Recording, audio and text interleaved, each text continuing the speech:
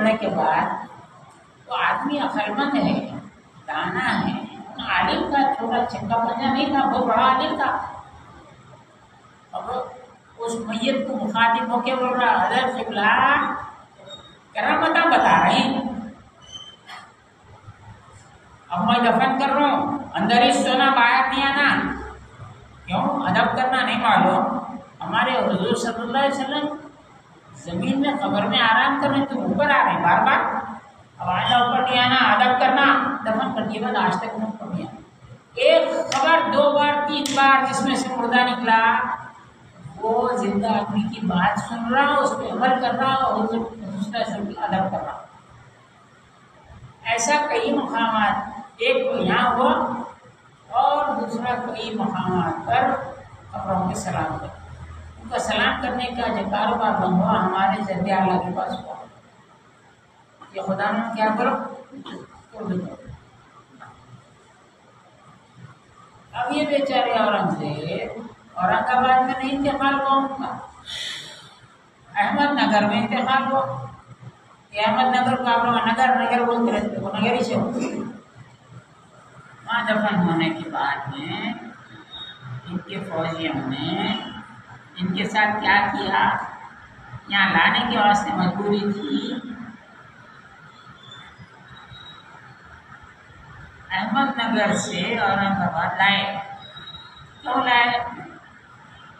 वसीयत करे थे हज़रत ज़ैनुद्दीन शिराज़ी रहमतुल्लाह अलैह के अहाते में मुझे दफन करें। यहाँ कहीं कोई दफन होने का शौक हुआ, अभी चल रही बहस, नहीं बोल रहे लोग, हाँ बोल रहे।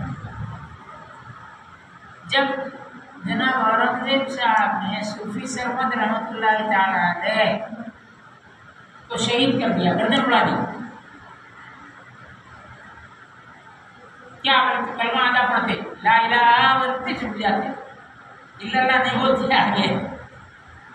लोग शिकायत करें, कोई बोलने को बोले, लेकिन अभी तफसील है थोड़ी सी, बैठ गए, उनका सर कलम कर दिया गया।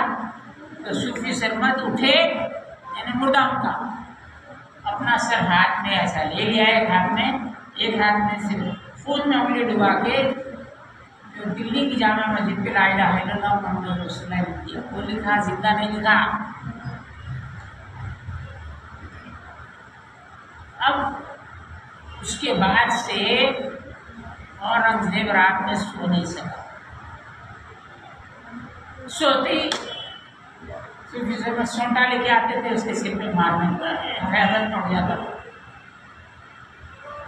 यही चलते रहा, होते होते किसी बुजुर्ग के पास गया, होते होते ज़ैनुद्दीन शिराज़ी के पास आ गया। उनको एक ब्लैंकेट दी गई, ये ओढ़ के सो जाओ।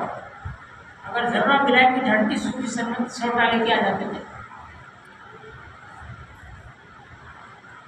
मरे बाद भी मुश्किल में पड़ जाऊंगा, लिहाजा ज़ैनुद्दीन शिराज़ी के पास दफन, तो यहाँ लाके दफन के, नहीं तो यहाँ भी चैन से नहीं रह सकते थे। ज़ाहिरी असबाब भी हैं, बातिन में भी हैं। अगर यहाँ पर ऐसी गुस्ताखी, मुसलमान की खबर की हैसियत से बोल रहे हैं, बादशाह की, अगर ये लोग करेंगे, तैमूर लंग बोल के मर गया, मेरी खबर मत बोलो, सारी दुनिया में जगह होंगी। तैमूर लंग कोई वली था, ये करोड़ लोगों को कत्ल करा,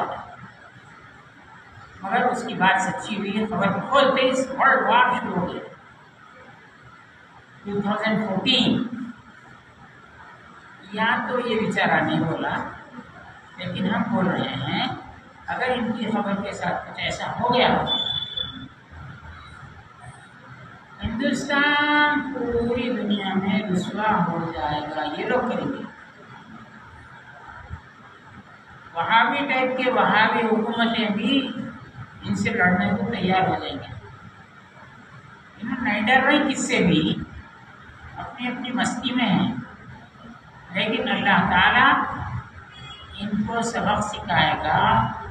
हम औरंगजेब के हम लोग यानी सूफिया औरंगजेब के फेवर में कभी भी नहीं रहे हम लोग। यही बात की, अरे तेरे को अल्लाह हुक्म जिंदों में दिया तो मुर्दों पे कमा, ये जमानी लड़ाई रहती थी, अभी भी है। मगर अब उनको मार पड़ रही, अल्लाह बचाए, उसके अपने दुआ करते हैं। और ये बातें हिंदुस्तान तक पहुंचना जरूरी है। अभी कुछ बातें भी याद नहीं आ रही, बोलना चाह रहा था, मैं पॉइंट्स लिख के रखा तो बोल सकता, नहीं बोला तो याद आए तो बोलेंगे। बहरहाल हिंदुस्तान में मुसलमानों को डराने के वास्ते हरकत हो रही। एक आदमी बंदर को पकड़ के लाया, कहानी है ये। वो कपड़े बुनता था, ऐसा खट खट खट खट खट खट कपड़े बुनता था। और बाले पानी का पंप था, हफ्सा बोलते हुआ। एक बकरी थी उसके पास, तो बंदर को पानी खींचने के वास्ते हफ्सा दबाना सिखा के छोड़ दिया। बंदर चट्टा पकड़ता, नीचे चट्टा पकड़ता, पानी आता। अगर बंदर खींचना छोड़ दिया तो उन्हें एक छड़ी कोड़ना लेके बकरी को मारता था। बकरी को मारते उन्हें बंदर पानी खींचना शुरू कर देता था। यहाँ बेचारे औरंगजेब का नाम ले लेके मुसलमानों को बंदर डरा जैसा डरा रहे, ये होने वाला नहीं है। मैं अपने मैसेज में लिखा हूँ, हुजूर सल्लल्लाहु अलैहि वसल्लम के दादा अब्दुल मुत्तलिब रज़ियल्लाहु ताला अन्हु ने वो जो मक्के में काबे शरीफ को माज़अल्लाह गिराने के वास्ते, ढाने के वास्ते यमन का बादशाह आया था, हुजूर के दादा दुआ करे, मक्का खाली करा दिए, काबे की हथौड़ी में जाकर पकड़ के रात में दुआ करे। उनकी दुआ से अबाबिल आए, अबाबिल हवा में नहीं आ गए, गैब से नहीं आ गए, इन्होंने दुआ करे तो आए। मैं ये दुआ पहले बहुत सिखाता था, बीच में ज़रूरत नहीं पड़ी थी, अब ज़रूरत पड़ी है, आज फिर टाइप कर दिया हूँ, लोगों को मैसेज दे रहा हूँ। इन्होंने ज़्यादा कुछ करेंगे और भी बढ़ने वाले हैं आप सब लोग। और वो जो अबाबिल आए उसका तज़किरा कुरान में बाद में आया, अलग तरह के मफ़ाल और कभी अस्हाबिल फील। हुज़ूर सल्लल्लाहु अलैहि वसल्लम से 10 साल पहले का वाक़या है जो अबाबिल आए। आपकी विलादत से 10 साल पहले का वाक़या है, लेकिन बाद में ये सूरत नाज़िल हुई। वो दुआ भी हम आपको याद दिलाते हैं।